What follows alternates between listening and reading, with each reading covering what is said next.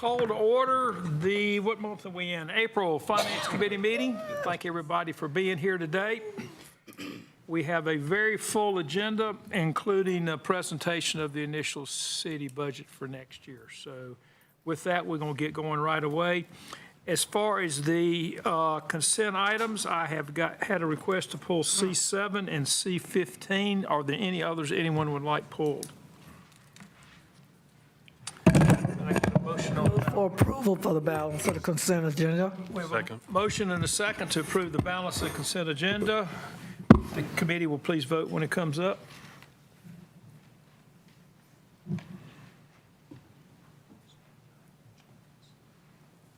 Those are approved. Thank you all very much. We will go in numerical order. We will start with C7. If the clerk would please read this. Item C7, resolution awarding contract for architectural and engineering services for parking lot resurfacing located in the east, northeast, south, southwest, and west wards. Mr. Rorsher, you going to tell us about this? Yes, Chair, Mayor, members of the committee, and members of the City Council.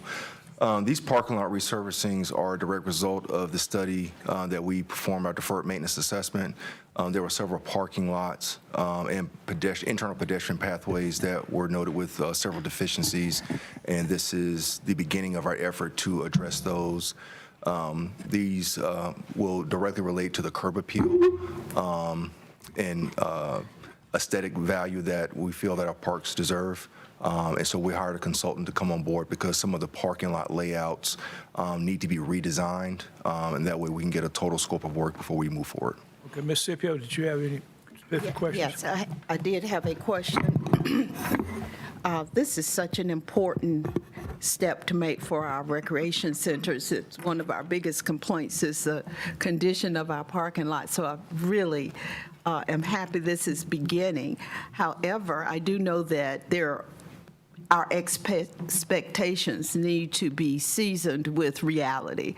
Reality is that we have to have these engineering services, and then after that, there's the paving. What is the timetable for these engineering services to be completed, and when should we anticipate some parking resurfacing happening? Councilmember Scipio, we anticipate the consultant spending the remaining portions of this year, at least through the summer, to complete their drawings. There are some sites that are going to require more engineering work than others. There are some that are going to require more design than others. For example, at Rupert Bell, there are several areas out there, you know, after meeting with you and some of the residents, where we need to have additional accessible parking spaces. And so to ensure that we're dotting our I's and crossing our T's, we're looking tentatively to begin paving probably in the spring of 2024. If you'd be so kind, for the East Ward centers, if you would give me a more specific timetable, I appreciate it. I will definitely do that. Once we sit down and go over the scope in more detail with the consultant, I'll be able to provide you with that tighter schedule. Okay, Thank you.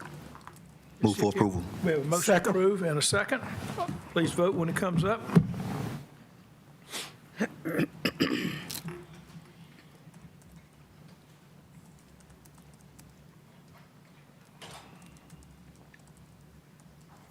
That is approved. Thank you very much. The next one is C15. If the clerk will please read this one. Item C15, resolution approving a multifamily housing facility to be known as Winston-Salem Apartments and the financing thereof with multifamily housing revenue bonds in an aggregate amount not to exceed $13,089,000, located in the North Ward.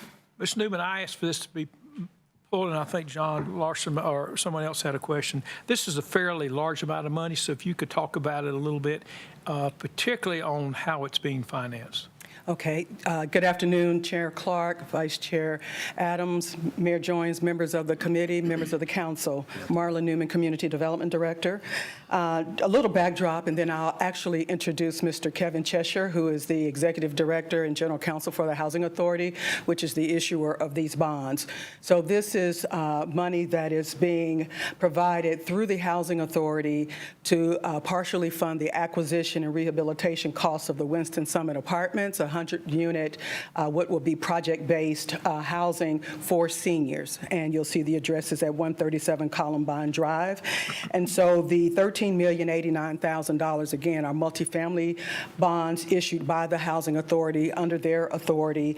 The Internal Revenue Code has required that we, the city, and you, the council, actually support this action since it's taking place within our jurisdiction. The requirements of notice, public hearing, and all of that have been met, and those items are in your packet. And so I can ask Mr. Cheshire to come up and explain to you more of the particulars about this particular development, if you like. Ms. Cheshire, if you'd like to come up.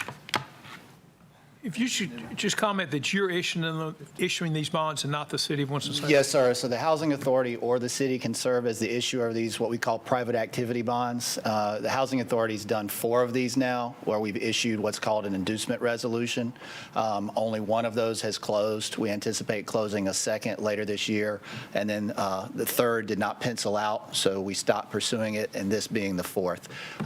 The Housing Authority essentially touches it in concept. It's a conduit to make the bonds tax exempt. That's all. So the Housing Authority is not pledging its faith or credit or assets, and neither is the city.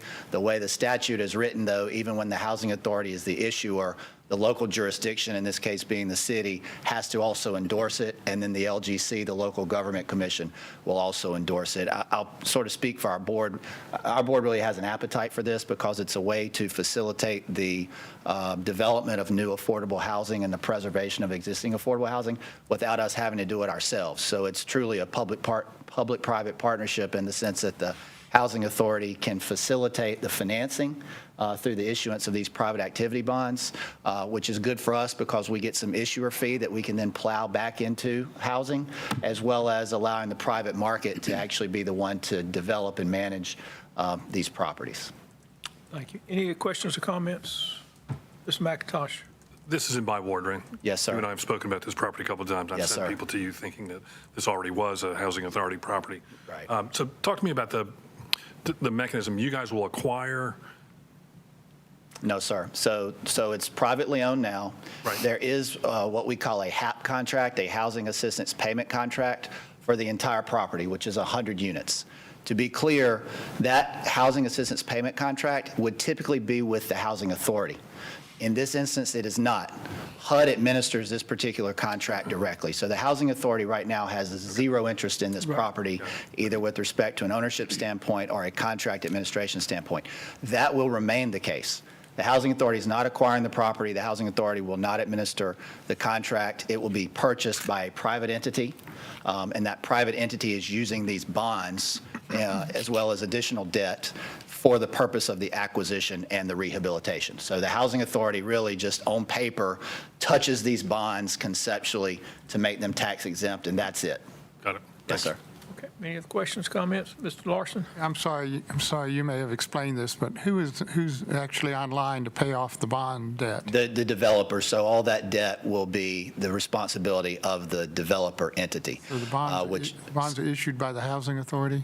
Yes, sir. But the debt is incurred, and the bonds are bought by the private sector, but the debt is held by the developer. You nailed it. That's exactly right. Yes, sir. Ms. Adams? Thank you, Chair. At one point, Councilman McIntosh, this was in the North Ward.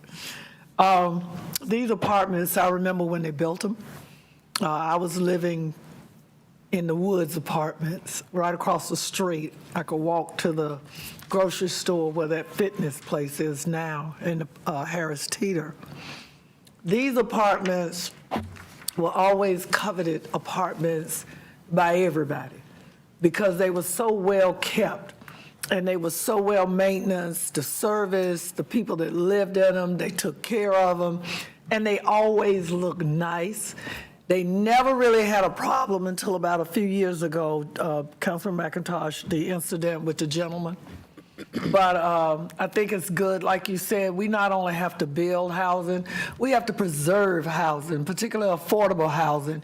And this is one of those instances that I am glad that you're doing, because I got a barrage of emails, I'm sure Councilman McIntosh did, about this project and these units.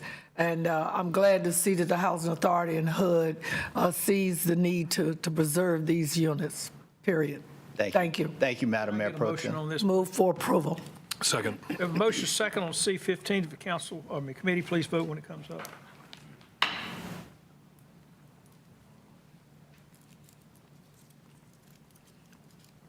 Thank you, that is approved. That is the conclusion of the consent. We only have one item on the general. Before that, and I did inform the committee this prior to meeting, Mr. Ghali Hassad has asked for 3 minutes to speak to the committee. Sir, I'm going to give you the microphone. You got here just in time. If you give your name and address for the record, please. Ghali Hassan, 5116 Britt Road. I thank you for the opportunity to speak, Mr. Clark. However, it may take just a little longer than 3 minutes. This is a serious situation that needs to be addressed and brought to closure. And I'm sure each of you are aware of the situation I'm talking about in reference to Ascent Construction Solutions having a contract with the city. It's a 3-year contract. It was bidded as for unlicensed contractors. However, the city attorney is telling the city manager otherwise, saying that you had to have a license for any contract over $30,000, and we agree with all that. But this particular contract was bidded for unlicensed contractors. And at this stage, it's a 3-year contract, but we only work 3 days. I need this contract to be recognized by the city, enforced by the city, because at this juncture, it seems as though everybody that has something to do with this contract are now leaving the city. The city manager, 2 other assistant city managers have left. So you would leave me and my wife holding the bag for all the debt, taxes, and everything that we've incurred while maintaining this contract. And I'm saying it's over. We can't do this anymore. This is not something that we're going to sweep under the rug or act like it didn't happen. Now, this is not the only thing that the city has put my life, my family's life, in jeopardy. If you can remember back, I don't think none of you were on this board except Mr. Clark, when I had Bobby Jane Avenue landfill. City and state told the residents on Fox 8 News that was going to blow up at any time. And the only thing we had put in that landfill was rocks, brick, concrete, and asphalt. But who do you think the residents believe, me or News, Fox News, that's going to blow up? For that, the city and the state put me under a fine of $1,155,432, all based on a lie. It didn't blow up yet. You got me in an economic prison. I can't move to the left or the right. And all of it is based on untruths. As far as my wife's situation at this point, this is her company. And though you can be mad at me, but you shouldn't take it out on her. She hasn't done nothing wrong, never even had a parking ticket.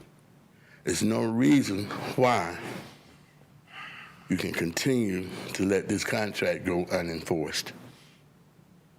Sir, your time's about up. If you want to wrap it up. I just want to know, are we going to come back at a later time and resolve this issue or not? I'll ask the city manager to give us, or give me a report on it. Okay? But a report and resolve is two different things, Mr. Understand. Clark. Okay. I've asked him for a report. And so when are we going to come back Well, I don't before know. this council? Don't know, sir. Time's up. I gave you time. I've asked for a report. We'll see what happens after that. Okay. With that, we will now move to G1. Item G1, information regarding fiscal year 2023-2024 trial balanced budget. Mr. Ash, you have the floor. Good afternoon, Chairman, Mayor Pro Tem, and members of the City Council. We have before you today the trial balanced budget presentation. So this is part of our budget development sequence where we come in the fall with a memo, talk about some of the things we know that are going to affect us. We have the early forecast a little later than usual in February, so just about 5 weeks ago. This is our last attempt before you get to the city manager's proposed budget to show you what we're thinking, particularly for the general fund. In addition to that, we also have some information from the most recent iteration of the resident survey, which was done a little bit differently this year based on some feedback, and we'll talk about that when we get to it. So hopping right in, Jimmy, if you'll go to the next slide. We'll talk about major revenue assumptions, what's currently in the trial balanced budget, base budget assumptions, a few notes on other funds, stormwater, WISTA, and the like, the next series of meetings, and then also, as I discussed, resident survey data summaries. Next slide, please. Looking at general fund balance, this is a quick projection of where we might end the year here. So you see on the right column, June 3rd, 2023. I do want to note one thing, the significant difference in this. You'll see we're adding a lot to general fund balance, but the one that changes the most, the subpart there, is the assigned per the ARPA framework. So we did that revenue replacement model with the money. We sucked that all into the general fund, so it's not that we're ending the year $15 or $20 million better. It's that we took that money out of a special revenue fund because of the accounting standards and moved it over to the general fund. So if you see the top piece, that little green piece, that's the kind of the unassigned fund balance. So we're expecting to add a little bit to unassigned fund balance by the end of the year. So the overall number will be a lot higher, but it's just a reflection mostly of the difference in the revenue replacement money that we used from ARPA. Next slide. So questions that we've seen, and really for 18 months now or more, what is sales tax going to look like?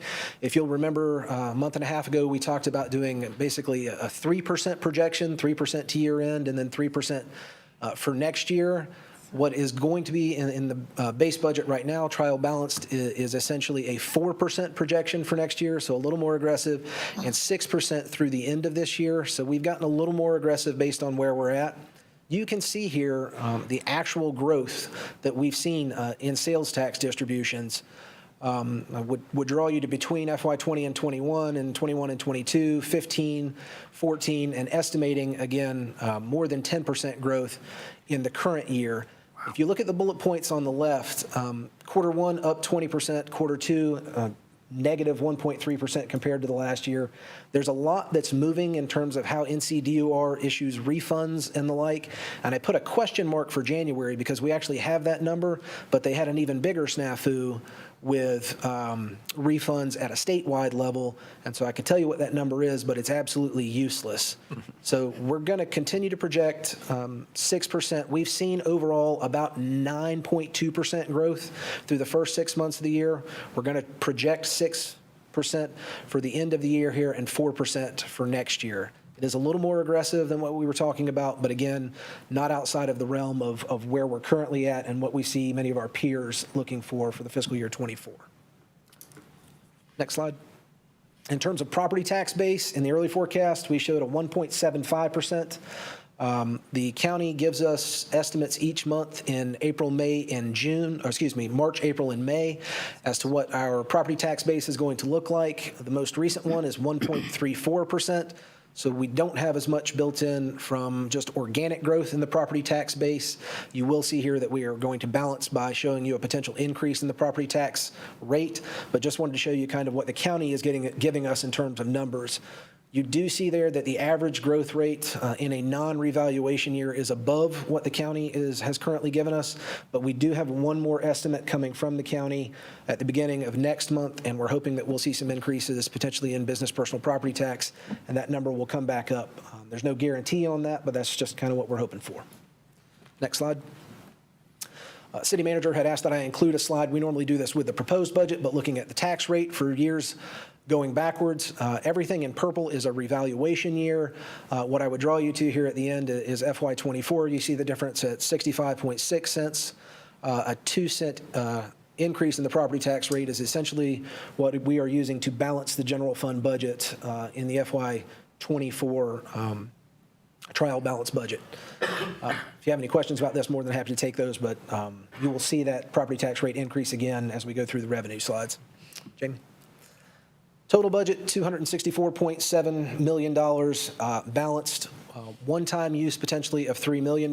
We did this in the current year's budget as well. There's some capital that we like to do, and some of it doesn't meet our thresholds for issuing bonds, and so we might just use a little bit of the savings account to get some things done that are not extremely large in nature. We're still working through those, but the capital plan will also be part of the manager's proposed budget next month, so we will show you those projects as they come forward. Next slide. From a personnel perspective, so I'll draw your attention kind of away from the numbers in the table and more towards the bullet points. Same thing that we talked about a month and a half ago with respect to 6% average merit across the organization for non-sworn and non-certified public safety. The 3% adjustments via the STEP plan for those sworn and certified public safety positions, so 3% in July and then another 3% in January. We have included retirement contributions that are required either via the state or per our own plans. The next bullet point there, no net new positions in the FY24 budget. We are looking at the need for a couple of positions, but given that we have so many vacancies, we will essentially be switching out what is needed for a few of the positions that we've not been able to fill, making some strategic decisions about human resources needs in that manner rather than adding them to the budget, simply offsetting them with others we can't fill. And then the last piece there, looking at an increase in public safety pay plans by 3% effective in August, just after the 3% increase as part of the STEP plan. Next slide. There are a lot of numbers and a couple of tables. Wanted to go through a couple of things. One, we are reflecting, we told you last year there were some one-time costs in recycling because of the overlap between training our people and waste management having the contract. So we're going to reflect that net reduction of cost in the budget and recycling. So that'll be a decrease in the overall budget in that specific cost center. You see that plug line of $2.9 million contract and unavoidable expenses. I will tell you, inflation is hitting the city's budget. There are just a lot of items that we don't have choices about where we already have contracts in place. There are a lot of supplies, chemicals, and other things of that nature that are increasing significantly. I'm not going to talk a lot about utilities in this, but utilities has, I will say, millions of dollars worth of projected increases just in supplies and chemicals, just off inflation alone. So that number may seem large as a plug number, and I'm more than happy to provide additional details on it, but that's really kind of where you're seeing inflation hit in individual department supply and service budgets. Vehicle replacement, we do still have a significant number of vehicles that are outside of replacement criteria. That reflects the lease payments to purchase additional vehicles. Note off to the side there, the budget will include for all light vehicles an amount to purchase hybrid vehicles. That will not include police pursuit at this point or medium or heavy vehicles, but at least for what you would consider light trucks and administrative sedans, we will make available the appropriation for hybrid vehicles. Whether or not fleet is able to purchase those and get them delivered will be based on timelines for individual vehicles, but we will at least make the budget available so that that decision can be made when we go to purchase the cars. A couple of other things you see on there, mowing contracts, that's another area where we're getting hit really hard by inflation. We're seeing mowing contracts increase by 50% every time we bid them out in the last couple of years. Fuel, particularly on the diesel side, unleaded has been a little more constant, but the fluctuation in diesel prices is going to cost us roughly $500,000 for next year. Several other things on the list. I do want to draw your attention to that last bullet point on the bottom left that Mr. Garrity was actually talking about yesterday afternoon. We are going to include a one-time funding for a study under which we would look at how to turn our fleet EV, hybrid, and the like for all of the vehicles that we have. That plan would give us which vehicles should be in what capacities, what infrastructure we need, and kind of a phase-in, hopefully, of when we would plan to have those things done. So a plan that we could turn around and fund and say, in these years, these monies need to be available for this percentage of our fleet to be electrified or made hybrid where it so makes sense. Next slide. On the revenue side, so we talked about the major thing up there, property taxes. This trial balance budget includes a 2-cent increase to the property tax rate. We've already talked about sales taxes and what we're thinking about doing there. We have seen some increases in other places, electricity sales tax up slightly. Wanted to note the opioid funding that has been coming in. We're going to partially use that to offset the cost of the BEAR team. So the alternative response that's going to mental health and substance abuse calls, we will be using some of that substance abuse funding from the North Carolina opioid settlement to help fund that. And then just a couple of the things that are going down potentially. Recycling commodities have gone down, and we're looking at construction permits. So we've seen a little bit of a decrease year to date. So this number is actually a smaller decrease than what you saw 5 or 6 weeks ago, as things have picked back up just a little bit in the last couple of months. Next slide. Overall, just a table of what's increasing and how much. So looking at total general fund budget at this point, up 5.5%. Again, that's not just the operations side. You do see fund balance down 36%, and the transfers down a little bit. There's that we did $6 million in capital last year. We're talking about $3 million in capital this year. So some of those changes, or at least a small portion of them, are related to some capital funding that we put in there. But overall, looking at personnel increasing 5%, supplies and services 6.5%, which we would normally look at and say, why is that? But in an inflationary time where we're at 6 to 9% inflation over the last 18 months, that doesn't seem very far off. And lease payments is really, again, the reflection of the fact that we're going to try and replace some more vehicles that are beyond age and mileage criteria. Next slide. We did note this last year. Just wanted to note again, although the budget is up, there are a lot of positions that departments are requesting, and they are not a part of this trial balance budget. So we do have an additional planner in planning and development services, one position in human resources that would have been a new position, and another that they are currently funding through temporary services. I would like to make it full-time. That's more of a reclass. But getting down, you see at the bottom, the two that are probably the largest, recreation and fire. Recreation is looking at a lot of the service level there and making some requests related to service level. None of that has been included in the FY24 trial balance budget. And the fire department has a significant number of people in operations that they are requesting related to instituting new apparatus, but also just for overall deployment to add to many of the fire stations just to get our response numbers up. So did want to note that although the budget is going up and we're talking about a property tax rate increase, it is not as though we are funding simply everything that everyone is asking for. There are lots of departmental requests that we simply cannot get to. Next slide. So I do want to stop here in terms of things that are not in the budget, but we are thinking about. The management team is looking at, in addition to the 6% average merit, the potential for an additional one-time supplemental pay.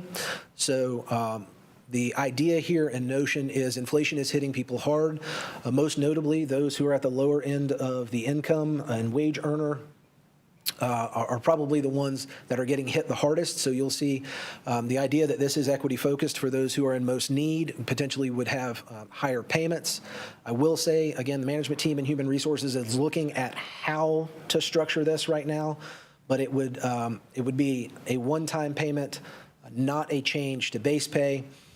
If you look over there on the right, how we would potentially pay for this. So I showed you that we are hopefully adding a little bit to that unassigned general fund balance, are in a decent position in terms of unassigned fund balance in the general fund, particularly compared to where we've been 2 or 3 years ago. And then also the potential you'll see there, putting this out there, there is $3 million that in the ARPA framework that is been moved over to general fund via revenue replacement. We originally were going to use $3 million in the digital divide for broadband infrastructure. And we know via state law, we cannot do that. They are not changing the state law. So this was throwing this out there as an opportunity for council to give us some feedback. That money could be used for another purpose, but it is currently sitting there and can be used for this purpose as well. So $6 million in total, potentially one-time payments. What that looks like in the structure, I would love to give you more details on, but I will tell you, we are putting the idea out there, and if council likes the idea, then we would come back as part of the manager's proposed budget with those details. Again, we would want to give higher amounts to those folks near the bottom of the pay scale. But other than that, we're still kind of working through what that means and where the cutoff points would be. Next slide. Outside of the general fund, just a couple of notes on other funds, somewhat similar to what we saw in the early budget forecast. We have been talking about stormwater rate increases for a couple of years. We have not implemented one. It has been more than 15 years since we've changed that. One of the scenarios we're looking at is a 10% increase in next fiscal year. I put on there that is less than $1 a month for the average residential stormwater user. It's not huge, but we do need to start moving towards shoring that fund up. There is a lot of capital needs in that fund, and at some point, we really need to move forward with some of those increases. Public Assembly Facilities Funds, same thing we are working through at this point, the operating deficits in some of those, and whether or not the general fund might have some liability for those in the fiscal year 24. We really have a couple of more weeks before we'll know exactly. I would say, based on where they're going right now, at some point they're going to become a general fund liability. We're just not sure what year yet. Last note on there for WISTA, there are two increases requested in WISTA's budget that are being looked at. One is for additional security at the transportation center, and then also some additional information services costs. They have been struggling internally with phone systems and the like over there, and so I believe they are in need of a little extra money for some IS upgrades and maintenance services. Next slide. Just notes on the series of meetings that are the budget development schedule for the fiscal year 24. Obviously, most notably at the end of next month will be the manager's proposed budget. So you all will have that. We'll do another presentation on exactly what has made it in to the budget and what has not. And then the series of meetings there you can see that follow along the schedule that we normally take in terms of Finance Committee review of those before ultimately coming to City Council for review, and potential adoption on June the 20th. That is all I have for the budget component. Before we move into resident survey, if there are any questions specifically about what you've seen there, I'd be more than happy to take those. Ms. Adams. Thank you, Chair Clark. Thank you, Scott, for everything, you and your staff and team. If you go back, and you don't have to, concerning the one-time payment of, call it an equity adjustment payment, the $6 million, but you're saying that you won't really be able to give many details because, again, HR is working out their deal for next month as to us being able to truly clarify who makes what in the city. Again, we're at that point, and we've been doing these studies. I know everybody doesn't like them, but data is data, and in order for us to be able to do even what we did last year and a few years ago, moving from $9 and finally getting to 15, if I was the people that we are considering for the equity reality, I would rather you increase my money. Instead of giving me like what government has been doing over the past few years with a lot of us. They send you a check. But I would like for you and your team to look at what it would look like to take the salaries to $15.25 or $15.50 minimum wage based on, that's just a thought, but based on once HR has the data and information ready as to the salary breakouts and where the money and the lease paid are at this point. Absolutely, ma'am. We will work with Human Resources on that. Thank you. Yes, ma'am. Okay. Mr. McIntosh. I was happy to see that the property tax collections are up. I guess my concern is, do you all have a concern about office vacancies down the road? How big an impact the trend of, working from home is going to present us going forward. So we ask those kind of questions of the county tax director, particularly when he gives us numbers that are lower than what we've seen in prior years. That came up, Councilmember McIntosh, and I don't think it's the same issue that it was when we were asking it 12 months ago. But I do think that's a looming issue kind of in the back of everyone's mind, is ultimately what does the future workforce look like? That may not be an issue for the FY24 budget, but that may be something that you're looking at 5-10 years down the road if there actually is a substantial change in teleworking and how people do business. So Kind of wait and see. be more than happy to have Mr. Burgess come and talk about those kinds of trends with y'all at some point, but not one that I think we're extremely worried about in FY24. Thank you. Mr. Scipio? Yes. Question about the personnel numbers in your report. Do they reflect being fully staffed, even though we know we have been understaffed for many years? So is that fully staffed, or is it adjusted in any way for the likelihood of not having full staff? So, Jamie, if you can scroll backwards a couple of slides, it's included in the base budget.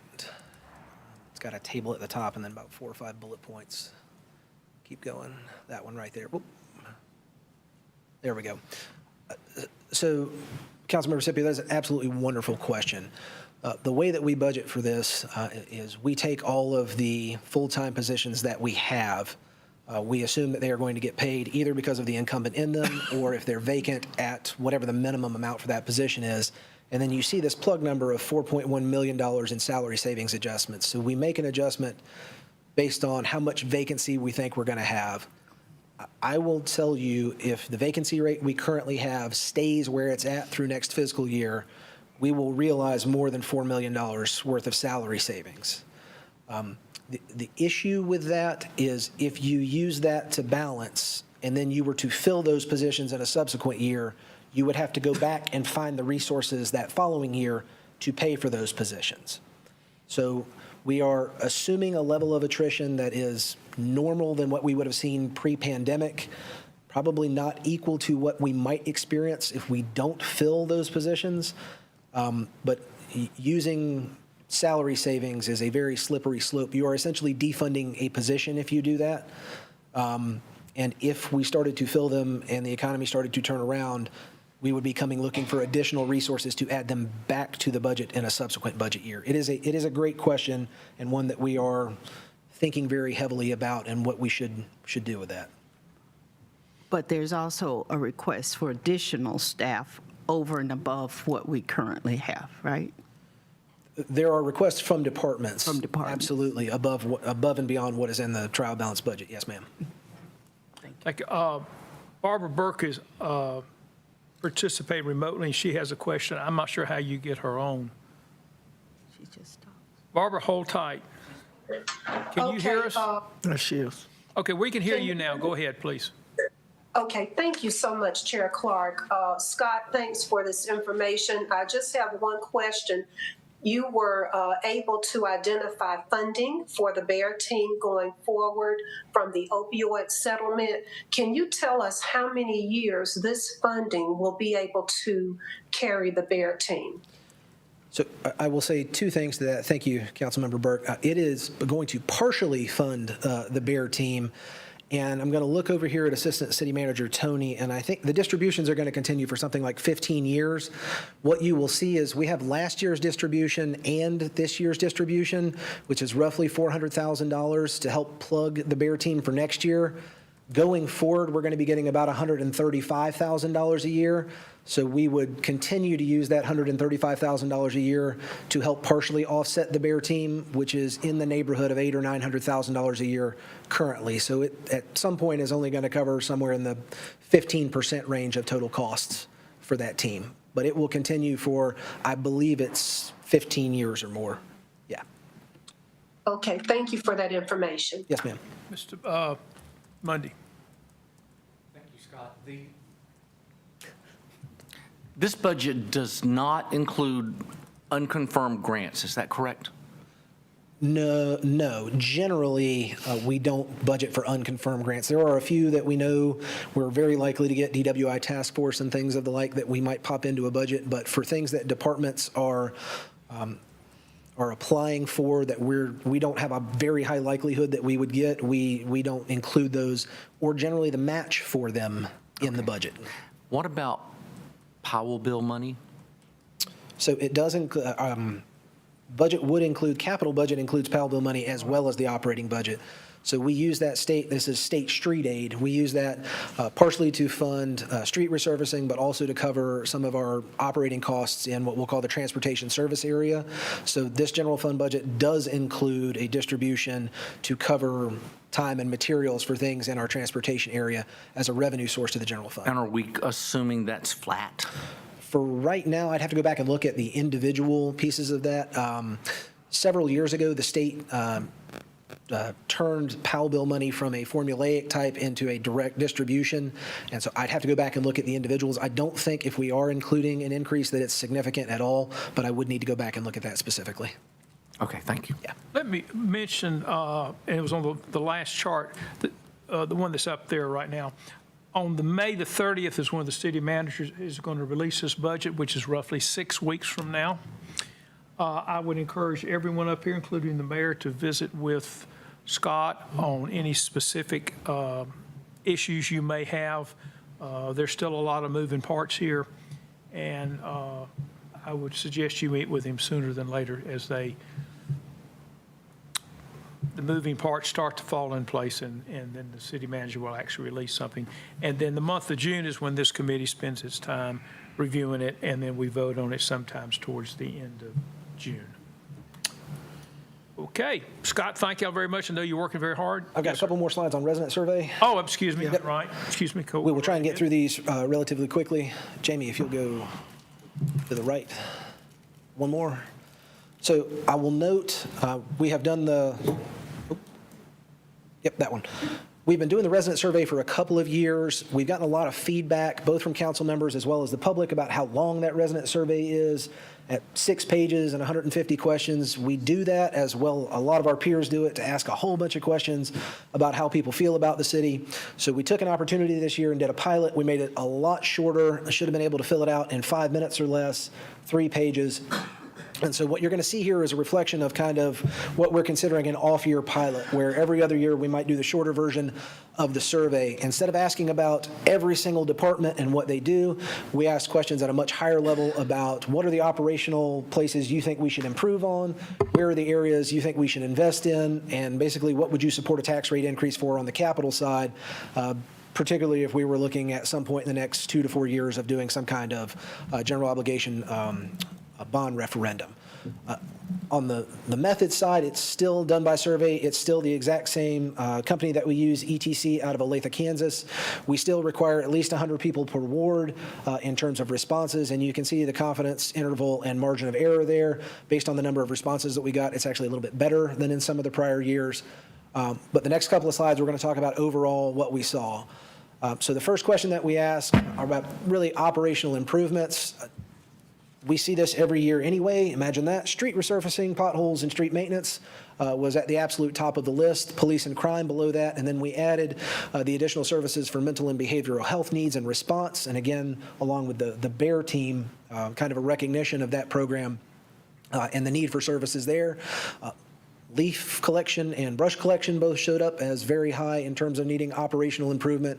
And then you can kind of see going further down what we have there. Next slide. One of the things that we did a little differently this go around too is generally there is no opportunity for you to just pencil in what you would like to see changed. I had a couple of council members asked about that, so in a shorter format, we allowed them to do that. We've tried to visualize it in a word cloud. I will tell you there are 1,000 different words and combinations thereof. Luckily, I don't think we got that many 4-letter expletives this time around. But you can see there, either from the right or as we bulleted on the left, when we just asked basically what needs improvement in an open format, leaf collection, affordable housing, crime, streets, police and downtown, and safety overall. So crime and safety both showed up there. Very much mirroring what you saw before. So in terms of the next slide, so we asked, again, 2 questions. This one was intended to be a little different. So we asked, what operationally do we need to fix? And then we asked, what should we invest in? There's a lot of overlap in how people answered those, but generally, some of these were a little more aimed at capital enhancements. Streets showed up at the top. Affordable housing, again, very close to the top. Economic development infrastructure, close to the top. And you can see so on and so forth for there. We did put broadband infrastructure in here. I think we were still under the hopes at some point that the state might allow us to engage in that activity. But I would tell you, again, we do not have that state authority. So that one we kind of have to take, know that it's something residents may want, but we simply cannot do it. Investment in broadband infrastructure. So it's the fourth one down. And so you can see kind of how those played out. And we have the full report that we will provide to you as well. I wanted to see if you had any questions about it so that we could answer those questions when we provided you the full report as well. Next slide. We asked very specifically, what would you support a tax rate increase for? So these are the areas in which someone would support a tax rate increase. You can see, particularly at the top, there is somewhat of a correlation between what they said were the highest needs for investments, which makes complete sense. So you do see affordable housing close to the top, and you see a lot of transportation infrastructure. So you've got streets, bridges, road widenings, pedestrian transportation improvements, sidewalk construction a lot further down. But you do see, again, a lot of transportation needs as in terms of what residents would potentially have the highest level of support for in terms of a future tax rate increase. Next slide. We do also ask every year, and we continued, how do you want to get your information from the city? We passed this along to the city's marketing department, but I think we saw city social media a little higher than we've normally seen it. There is no real difference that we can tell in the respondents to this survey. So when you look at the demographic data, it's not like we got a whole bunch of young people, and so that's what skewed this. So we are seeing maybe just a little bit of a trend towards people using social media more to access information about the city, but still half of your residents saying that they would like or get information from standard television news stations, which is interesting. Next slide. And then at the end, again, in keeping with this kind of open comment period, a couple of council members had said, can you just give them a space to say whatever they want? And so we did. And this is what came up, and it's very close to what we saw in some of what the other open comments were. But again, you get housing. Downtown popped up a little bit more in this one. Development in terms of housing development, affordable, again, housing, economic development. But if you look through all of these, what you'll see, affordable housing shows up, transportation infrastructure shows up, police and crime show up, economic development shows up, streets is absolutely at the top of every list. So I think the themes that emerge from this are very similar to what we've seen at a very high level.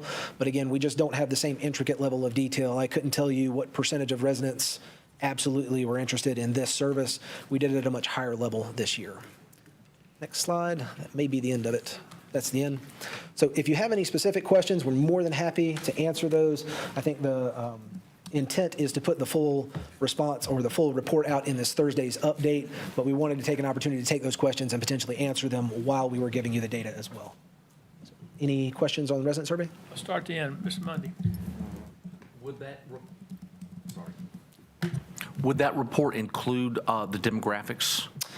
It will. So we have a couple of things we can send you. You have the full report, which is actually a lot shorter because of the size of the survey, but there's a cross-tabulations report, which would provide you individual questions by income, by age, by ward, and such. So you'll have the overall, you'll have the demographics, but then you'll also have the questions by demographics as well. Okay. And did you say by ward, so we will know how many, was it fairly evenly distributed across wards? So we've had this conversation with Councilmember Taylor before. Unfortunately, the Southeast Ward has the lowest response rate, and I believe either the West or the Northwest Ward had the highest response rate. But we do require at least 100 responses per ward to ensure that we are getting equal distribution of respondents across the city. I would be remiss if I didn't mention, when you break it down by ward and you look only at your ward, you do not get the same level of statistical significance in the responses because of the number of responses you're looking at. So when you see that number and it says 56% across the city, it's reasonably representable to say 56% of residents across the city feel that way. If your ward says 46, that margin of error increases substantially because you may only have 140 or 150 people from your ward. Thank you. Yes. Mr. Larson.